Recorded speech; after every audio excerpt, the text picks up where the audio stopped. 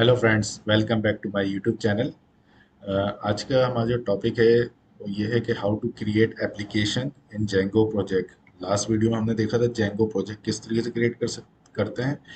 आज की वीडियो में हम देखेंगे कि जेंगो प्रोजेक्ट क्रिएट करने के बाद हम उसमें एप्लीकेशन किस तरीके क्रिएट कर सकते हैं। एक प्रोजेक्ट में मल्टीपल एप्लीकेशंस हो सकती हैं, तो हम देखेंगे क्योंकि हमें एक वेब एप्लीकेशन डेवलप करनी है, तो उसमें हमारी जितनी भी एप्लीकेशंस होंगी हम उनको मॉड्यूल वाइज डिवाइड करके उनकी एप्लीकेशंस बनाते रहेंगे। ठीक है। तो सबसे पहले हम अपनी वेब एप्लीकेशन में जैसे साइन अप, रजिस्ट्रेशन, लॉगिन का वर्क करेंगे। तो उसके लिए मैं एक एप्लीकेशन बना देता हूँ अकाउंट्स के नाम से। ठीक है। तो वो मैं आपको दिखाऊंगा, लेकिन एप्लीकेशन क्रिएट करने से पहले मैं आपको थोड़ा बता दूं कि जेंगो की जो फाइल हायरार्की है, वो फाइल स्ट्रक्चर है, वो क्या है, वो क्या काम करता है। तो पहले एक छोटा सा ओवरव्यू दे दो उस पर। लास्ट वीडियो में हमने देखा था माई एप्लीकेशन, अब हमने जेंगो प्रोजेक्ट की नाम है माई वेब ऐप। ठीक है। इसका नाम है माई वेब ऐप, ये प्रोजेक्ट का नाम है, ये एप्लीकेशन नहीं है। सही है। इसके अंदर हमारे पास 5 फाइल्स आती हैं। एक है init.py। अच्छा, init.py देखें, जैसे कि आपको दिख रही है एम है। अच्छा, एम से अच्छा, इसको बताने से पहले मैं ये बोलूँगा, आप मेरी वीडियो पूरी आखिर तक देखिएगा, ताकि जो जो आपके मिसिंग पॉइंट्स हैं, जो जो आपकी जहाँ आप लैग करते हैं, वो आपको चीज़ें कवर हो जाए। क्योंकि कुछ बातें ऐसी बताई जाती हैं जो कि शायद आपको गूगल करने से भी ना मिले। ठीक है। नॉलेज और एक्सपर्टीज़ की बेस पे बताई जाती है वो। अच्छा, इनिट पाई जो है बेसिकली समझ लें एक एम्प्टी फाइल है, जो कि हमारे पाइथन के पैकेजेस को यूटिलाइज करती है हमारे जेंगो प्रोजेक्ट में। लाइक कि हमको इंपोर्ट करते हैं पैकेजेस वगैरह, तो उसके लिए इनिट पाई साथ साथ एग्जीक्यूट हो रहा होता है, जो कि ये बताता है बेसिकली पाइथन का प्रोजेक्ट है। ठीक है। तो इसको एम्प्टी ही रहने देते हैं, हम इसमें कुछ करते नहीं है। लेकिन ये हमारे प्रोजेक्ट में ज़रूरी इसलिए क्योंकि साथ इसकी बदौलत हम लोग अपने पाइथन के पैकेजेस इंपोर्ट करते हैं। लाइक कि हमारे पास 2 टाइप्स ऑफ पैकेजेस होते हैं, नेम स्पेस और रेगुलर पैकेजेस। तो वो सब हम इसी की मतलब ये साइमल्टेनियसली चलती रहती है। लाइक हम कहीं इंपोर्ट करके अपना पैकेज का नाम लिखते हैं, तो ये एग्जीक्यूट हो रही होती है बैकएंड पे, हमें नज़र नहीं आ रहा था, लेकिन ये काम इस सेंस में करते हैं कि हमारे पैकेज वगैरह इंपोर्ट कराने में मददगार होती है जेंको प्रोजेक्ट में। ठीक है। उसके बाद है हमारी सेटिंग्स डॉट पाई।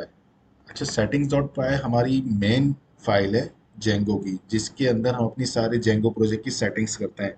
लाइक कि डेटाबेस कौन सा होगा, डेटाबेस का नाम क्या है, यूज़र नेम, पासवर्ड, हमारी रूट डायरेक्टरी क्या होगी, हमारे जो टेम्पलेट्स सेव होंगे वो किस रूट में होंगे, हमें जो हमारा मेन पाथ होगा वो क्या होगा। ठीक है। हमारी मीडियास फाइल्स कहाँ सेव होंगी। ठीक है। ये सारी चीज़ें, हमारे स्टैटिक फोल्डर्स कहाँ कहाँ जाएगा, कौन सा उसका पाथ देना, वो सब इसमें होता है। इवन के हम जो थर्ड पार्टी यूज़ करते हैं एप्लीकेशंस, उसको भी हम यहाँ पे इंटीग्रेट करवा लेते हैं, यूज़ कर लेते हैं। इंस्टॉल ऐप्स में हम बता देते हैं हमारे पास कौन कौन सी एप्लीकेशन यूज़ हैं इस जेंको प्रोजेक्ट में। ठीक है। मिडिल वेयर में हम जैसे आगे चल के रेस्ट फ्रेमवर्क वगैरह डालेंगे, तो वो सब हम यहाँ पे बताना पड़ता है। मतलब समझे, एक तरीके से जेंगो प्रोजेक्ट की कॉन्फ़िगरेशन जो होती है ना, वो सेटिंग्स डॉट पाई की फाइल में होती है। जैसे यहाँ देखें, रूट यूआरएल आ रहा है, यहाँ टेम्पलेट्स बता रहे हैं, टेम्पलेट्स का कहाँ जाएगा। डेटाबेस यहाँ पे आ गया, डेटाबेस हमें बताना पड़ेगा। अभी तो बाय डिफ़ॉल्ट SQLite 3 होता है, लेकिन हम जैसे माई एसक्यूएल यूज़ करेंगे, तो हम यहाँ पे चेंजेस करेंगे, वो आगे चल के मैं आपको बताऊँगा। अब कोई ईमेल ऑथेंटिकेशन लगाने, तो ईमेल का हम बता देते हैं किस ईमेल से जाएगी, हमारा सब्जेक्ट क्या होगा, ये सब भी हम बाय डिफ़ॉल्ट यहाँ सेट कर सकते हैं। और जब थर्ड पार्टी एपीआईज यूज़ करते हैं, जैसे हम स्ट्राइप यूज़ करेंगे, तो उसमें हमें कीज़ प्रोवाइड होती हैं, तो हम कीज़ भी यहाँ पे इंसर्ट कर देते हैं, फिर उसको हम अपने प्रोजेक्ट में यूज़ करते रहते हैं। तो आप मेरे साथ इंशाल्लाह पूरा प्रोजेक्ट देखेंगे, तो आपको सब चीज़ें समझ में आ जाएंगी कि किस तरीके से हम इस चीज़ को यूज़ करते हैं। ठीक है। बस ये याद है कि सबसे मेन फाइल इसकी सेटिंग डॉट पाई है जेंगो की। पूरे प्रोजेक्ट की कॉन्फ़िगरेशन हम इसमें करते हैं। उसके बाद हमारी आती है URLs डॉट पाई। जब जैसे URL से आपको माइंड में आइडिया होगा, ये URL डिफाइन करते हैं, मतलब इसमें हम अपने पूरे जेंगो प्रोजेक्ट के URL बताते हैं।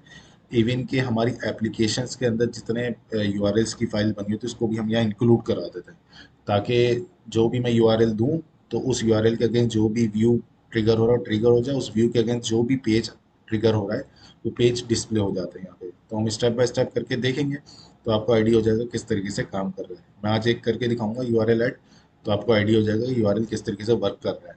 ठीक है। उसके बाद हमारे पास 2 फाइल आ जाती हैं, WSGI और ASJI। अच्छा, WSGI क्या है, basically WSGI web server gateway interface है। और ASGI क्या है, एसिंक्रोनस सर्वर गेटवे इंटरफेस। अच्छा, दोनों का काम क्या है? दोनों का काम यहाँ पे नहीं है, डेवलपमेंट डिप्लॉयमेंट साइड पे। मतलब जब अपना प्रोजेक्ट हम कंप्लीट करके लाइव सर्वर पे डिप्लॉय कर रहे होंगे तो देन वहाँ पे ये यूटिलाइज होती हैं चीज़ें। इसमें हम कुछ चेंजेस वगैरह नहीं करते, लेकिन इसमें जो डिफ़ॉल्ट कोड हुआ उसी को रहने देते हैं। ये बेसिकली करती क्या है, जैसे लाइव पे सर्वर पे हमने डाली, वहाँ से रिक्वेस्ट वगैरह आ रही, इनको हैंडल करती मल्टीटास्किंग। मतलब एएसजीआई से हम मल्टीटास्किंग साइमल्टेनियसली पैरेलल चला सकते हैं, ठीक है। एक एक रिक्वेस्ट दूसरी रिक्वेस्ट पर डिपेंडेंट नहीं होगी। इसी तरह डब्ल्यूएसजीआई उसमें मतलब एक रिक्वेस्ट पहले हैंडल होगी, देन उसके बाद सेकंड, जब तक वो पहली कंप्लीट नहीं होगी जब तक दूसरी रिक्वेस्ट चलेगी नहीं। तो ये दोनों चीज़ें होती हैं। ये मैं आगे चल के आपको बताऊंगा, जब मैं डिप्लॉय कर रहा हूँ तो आपको चीज़ें समझ में आएंगी कि क्या चीज़ वहाँ पे हो रही है, क्या चीज़ नहीं हो रही। ठीक है, अभी से बस इतना ओवरव्यू याद रखें। ठीक है, तो चलें अभी हम ये स्टार्ट करते हैं। ये हमारे प्रोजेक्ट है। प्रोजेक्ट के अंदर एक वर्चुअल एनवायरनमेंट बना है, जो मैंने आपको लास्ट वीडियो में बताया था किस तरीके से वर्चुअल एनवायरनमेंट क्रिएट करके हमने जेंगो का प्रोजेक्ट क्रिएट करा। तो वो आप देख लें, नीचे लिंक भी दिया हुआ है डिस्क्रिप्शन में, तो आप वहाँ से भी देख सकते हैं। अच्छा, अब हम करते हैं सबसे पहले अपनी एप्लीकेशन। इस प्रोजेक्ट के अंदर हम अपनी एप्लीकेशन क्रिएट कर रहे हैं, तो उसका क्या प्रोसीजर है? तो उसका प्रोसीजर ये है, मैं यहाँ टर्मिनल पे ही आ जाता हूँ। अब देखिए, अच्छा यहाँ पे मैं आपको बताना भूल गया, मैनेज डॉट पाई की फाइल है ये। अच्छा, मैनेज डॉट फाइल जो सबसे इम्पोर्टेंट फाइल है वो यहाँ पे ये मैनेज डॉट पाई है, जो जेंगो के सारे सर्वर वगैरह एग्जीक्यूट करवाती है। हमें माइग्रेशन करनी होती है तो मैनेज डॉट पाई के जरिए, हमें एप्लीकेशन क्रिएट करनी होती है मैनेज डॉट पाई के जरिए। ठीक है, हमें मेक माइग्रेशंस करानी होती है, मतलब मॉड्यूल वाइज और सारी एक साथ। तो वो सब मैनेज डॉट पाई से करता हूँ। पाई जेंगो का सर्वर भी हम चलाते हैं मैनेज डॉट पाई से।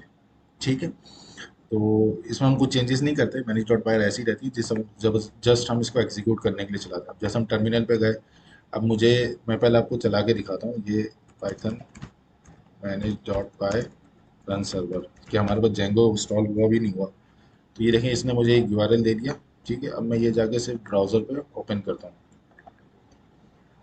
तो यहाँ पे मुझे बता देगा जेंगो का प्रोजेक्ट। ठीक है, ये आ गया, द इंस्टॉल वर्क सक्सेसफुली। ठीक है, जेंगो यहाँ पे आ गया, मतलब हमने जेंगो हमारा वर्क कर रहा है, हमारा बिल्कुल सही चल रहा है। अच्छा, अब हम करते हैं यहाँ पे, हम इसको स्टॉप कर देते हैं, कंट्रोल सी प्लेस करा है स्टॉप करने के लिए, लैपटॉप पे बता। ठीक है, अच्छा, अब हम करते हैं अपनी एप्लीकेशन क्रिएट। तो पाइथन मैनेज डॉट पाई यही रहेगा। यहाँ हम लिखेंगे स्टार्ट ऐप और एप्लीकेशन का नाम। अब मैं मेरे पहले अकाउंट्स का एप्लीकेशन बना रहा हूँ, ताकि उसमें हम साइन अप, रजिस्ट्रेशन वगैरह, लॉगिन वगैरह की एपीआईज वगैरह बनाए। ठीक है, तो मैं उसका नाम दे देता हूँ अकाउंट्स। ठीक है, पाइथन मैनेज डॉट पाई स्टार्ट ऐप अकाउंट्स। अच्छा, अब देखें यहाँ पे अकाउंट्स आ जाएगा। अगर मैं इसको दोबारा खोल के देखें, यहाँ पे अकाउंट्स आ गए। अब अकाउंट्स के अंदर भी मल्टीपल फाइल्स क्रिएट है यहाँ पे। ठीक है, अभी हम सब पे नहीं जाएंगे, हम स्टेप बाय स्टेप जब हम अपना प्रोजेक्ट बना रहे होंगे, जब हम एक एक करके देखेंगे इसको। ठीक है, यहाँ पे मेरी एप्लीकेशन क्रिएट हो गई, इसके अंदर माइग्रेशंस का फोल्डर है। माइग्रेशन से पूरा जितनी भी मैं मॉडल्स वगैरह बना के माइग्रेट करूँगा अपने डेटाबेस में, मतलब यहाँ मॉडल्स बनाते हैं उसको माइग्रेट करते हैं, तो डेटाबेस में जाके वो टेबल्स क्रिएट हो जाते हैं। ठीक है, तो वो सब चीज़ें मैं आपको दिखाऊंगा, आप सब चीज़ें देखेंगे कि किस तरीके से वर्क कर रही हैं। ठीक है, एक एक चीज़ मैं आपको दिखाऊंगा।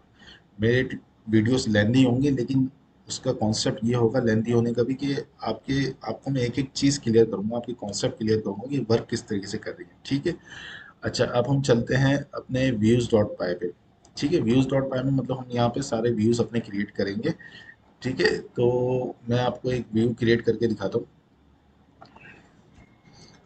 From Django dot H T T P import H T T P response. ठीक है, अब मैं यहाँ पे एक व्यू क्रिएट करता हूँ, टाइप इंडेक्स, ये मेरे व्यू का नाम है। तो यहाँ मैं रिक्वेस्ट दे देता हूँ। रिक्वेस्ट मैं इसलिए दे रहा हूँ क्योंकि मुझे कोई रिस्पॉन्स दिखाना है। मैं एक रिक्वेस्ट दूंगा इसको, फंक्शन को, देन वो कोई रिस्पॉन्स इन रिटर्न रिस्पॉन्स देगा मुझे। ठीक है, मेरे वेब पेज पे return H T T P response, hello this response is from my account app views. ठीक है, ये समझाने के मैंने लिखा है कि वेब पेज पे मुझे डिस्प्ले होगा। अच्छा, अब जैसे मैंने आपको बताया यू आर एस डॉट पाई। अब देखें, हर हम क्या करते हैं, हर एप्लीकेशन के अंदर उसकी you R S dot py की फाइल बनाते हैं, ताकि हम इंडिविजुअली हर एप्लीकेशन का पार्ट डिफाइन कर सकें और उसको इंक्लूड करा देते हैं मैन जेंगो वाले पाथ में। ठीक है, वो किस तरीके से मैं आपको दिखाता हूँ। अब जैसे ये अकाउंट्स की मेरी एप्लीकेशन है, इसके अंदर urls.py की फाइल नहीं है, तो मैं सबसे पहले यहाँ पे क्या क्रिएट करूँगा, urls.py की फाइल, पाइथन फाइल में गया, urls, ठीक है, ये मेरे पास आ गई urls.py की फाइल। ठीक है, अब मुझे यहाँ पे क्या करना है, अब मैं यहाँ पे ये काम करूँगा कि सबसे पहले इंपोर्ट करा लेते हैं form Django dot U are else, import, यहाँ पे क्या करेंगे, इंपोर्ट हमारे करेंगे सारे पाथ। ठीक है, ताकि हम उस चीज़ को पाथ वाइज, मैं आप जो आपका स्ट्रक्चर है वो मैं आपको दिखाऊंगा।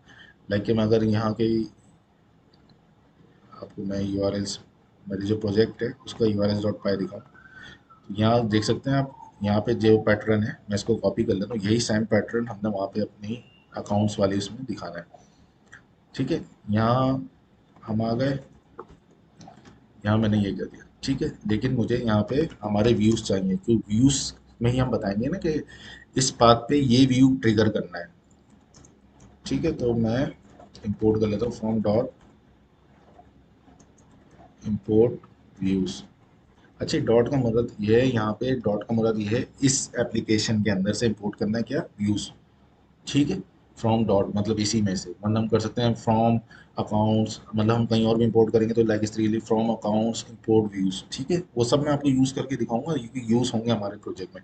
ठीक है, इसको मैं एम्प्टी छोड़ देता हूँ, क्योंकि जस्ट मैं चाह रहा हूँ जब भी मैं डायरेक्ट इसको ट्रिगर करूँ तो मेरे पास यही चीज़ खुले। तो मैं यहाँ पे लिख देता हूँ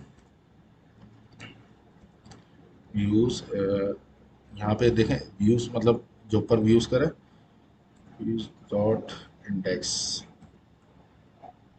ठीक है, मतलब व्यूज के अंदर इंडेक्स का जो एक फंक्शन है उसको यहाँ पे कॉल करना है। ठीक है, ये हो गया। अच्छा, अब हमें करना क्या है, जो हमारी मेन फाइल है, मैं ये बाकी की फाइल्स बंद कर देता हूँ, आप लोग कंफ्यूज ना हो जाए।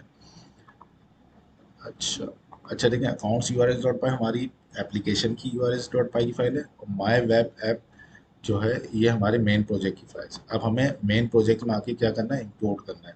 अच्छा देखें, यहाँ पे लिखा हुआ already path from Django you R S import path, लेकिन अब हमें इंक्लूड करना है अपनी एप्लीकेशंस वाला।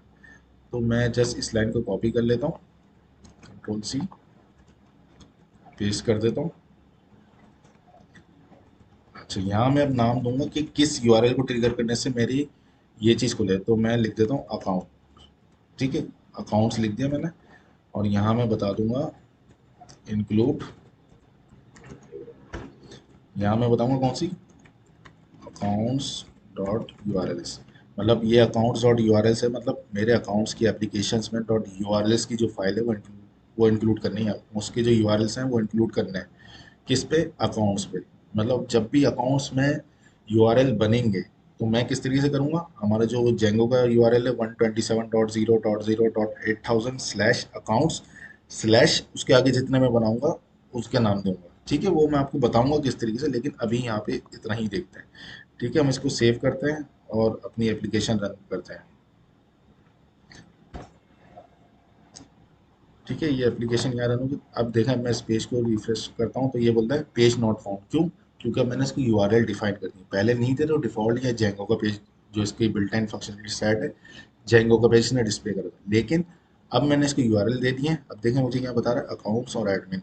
अब मैं इसके आगे लिखूंगा स्लैश अकाउंट्स, तो देन ये मेरे अकाउंट्स वाला क्या कहते हैं यूआरएल ट्रिगर करेगा। अब देखें, ये अकाउंट्स में मैंने एक व्यू बनाया था जिसमें मैंने लिखा था hello this response is from my account app view.